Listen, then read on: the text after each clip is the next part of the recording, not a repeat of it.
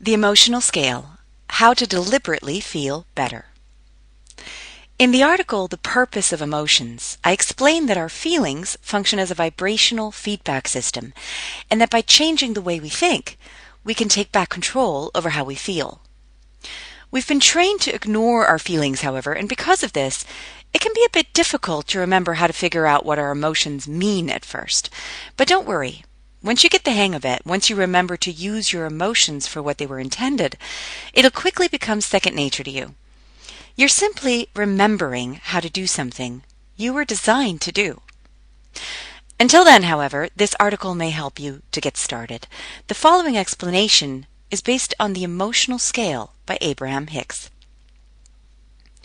When we're born, we're more connected to our true selves than we'll probably ever be again in our physical lives, providing we never learn to live consciously. When you watch children play, you'll notice that they're generally full of joy and enthusiasm for life. This is our natural state. This is how we planned to live our entire lives when we came in. We didn't come here to struggle and to pay our dues, to learn hard lessons or suffer in order to get some reward in the afterlife. All of these are man-made concepts. We came here to play, to feel good, to experience the physical. We wanted to feel what it's like to run down a hill, ride a bike, breathe, sing, laugh, dance, and create. We knew that our natural state was one of joy, a feeling amazing, and we knew that if we ever turned away from that, we'd have our emotional guidance system to let us know that we'd gotten off track. If you're generally happy, with only occasional dips into frustration, you don't really need to understand the emotional scale. You're intuitively listening to that guidance system already. But if you're in depression or anger, grief or jealousy, irritation, constant frustration, or if you're frequently feeling completely overwhelmed, you may be in a situation where you can no longer see the forest for the trees. If this is you, the following information should help. The emotions we experience can be mapped out on a scale, from joy to utter despair. The closer you are to who you really are, your true self, the better you'll feel. At the top end of the spectrum, you feel happiness, freedom, and like you have control over your circumstances. You feel passionate, enthusiastic, and eager to start every day. You're thinking positive, empowered thoughts like, I can do that. Everything's perfect just the way it is, and I'm so grateful for everything I have and the people in my life. You're not faking it. You actually believe these statements, and you're truly appreciative of your amazing life. For some people, this scenario might seem completely out of reach, but I assure you, we can all get there. At the other end of the spectrum, you're feeling completely powerless, like you have no control over your life or circumstances at all, like everything just happens to you or is done to you. You're depressed, vulnerable. You feel unworthy and afraid. This is where self-loathing and fear live. It truly doesn't get any worse than this. So, if you're in the lower end of the spectrum, how can you move from that scenario to the joyful one? Well, you can't. Not all at once, anyway. You have to work your way up, step by step. When you're feeling afraid and alone, like nothing good can ever come to you again, you can't even imagine a bright, shiny world where all is well. You can't conceive of happiness from where you are, but you can conceive of anger. When you're depressed, when you're feeling powerless, you're turning your negative thoughts towards yourself. This produces the worst possible feeling. Why?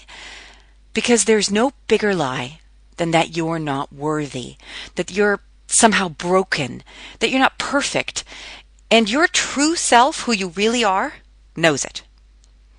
You can't really know others' perfection until you know your own. You can't truly love anyone until you love yourself.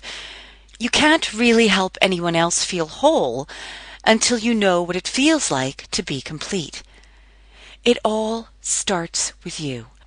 And so there's no worse feeling for us than when we deny who we really are and think of ourselves with hatred. When we completely deny our own power. You're not in pain because you're being punished for having these thoughts. On the contrary, your inner being is screaming at you to turn around, that you are worthy, that you are perfect, and wants nothing more than for you to realize it.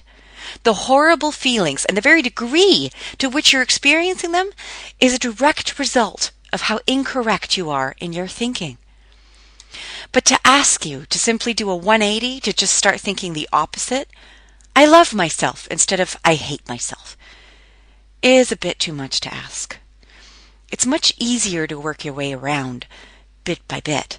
So when you're in a state of hating yourself, it's actually a relief to turn that anger or hatred onto another person. Now, don't get me wrong. I'm not advocating acting on that feeling. In fact, doing so would send you right back down the scale to where you started. But you're absolutely allowed to feel it.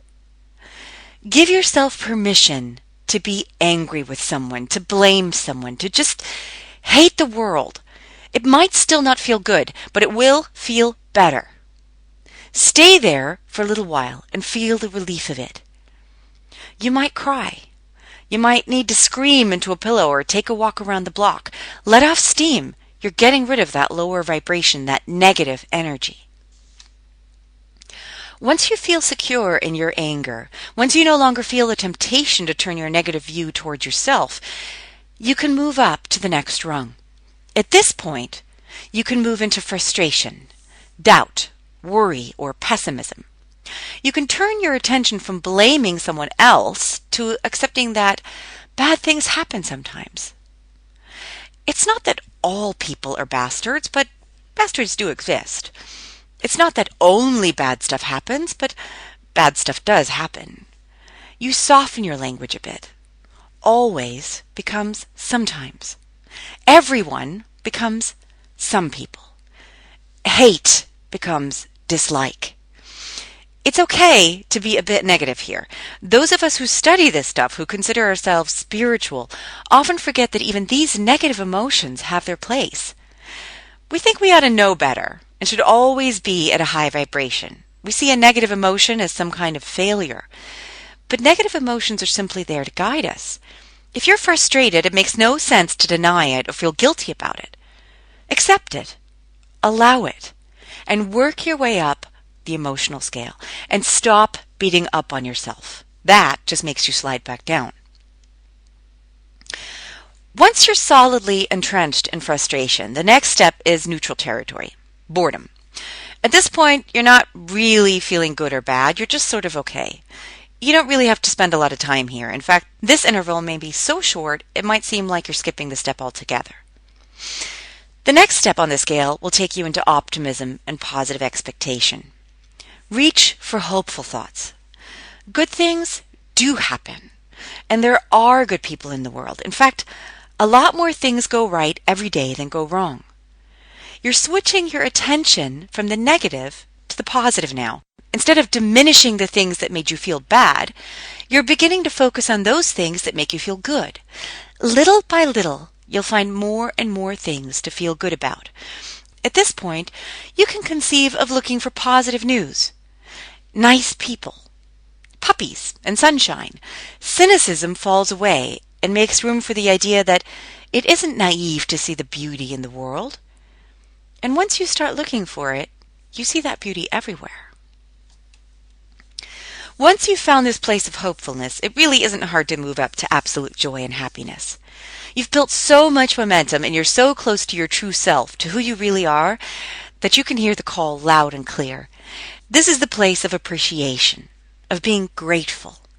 This is where you play, where you have fun, where circumstances no longer dictate how you feel.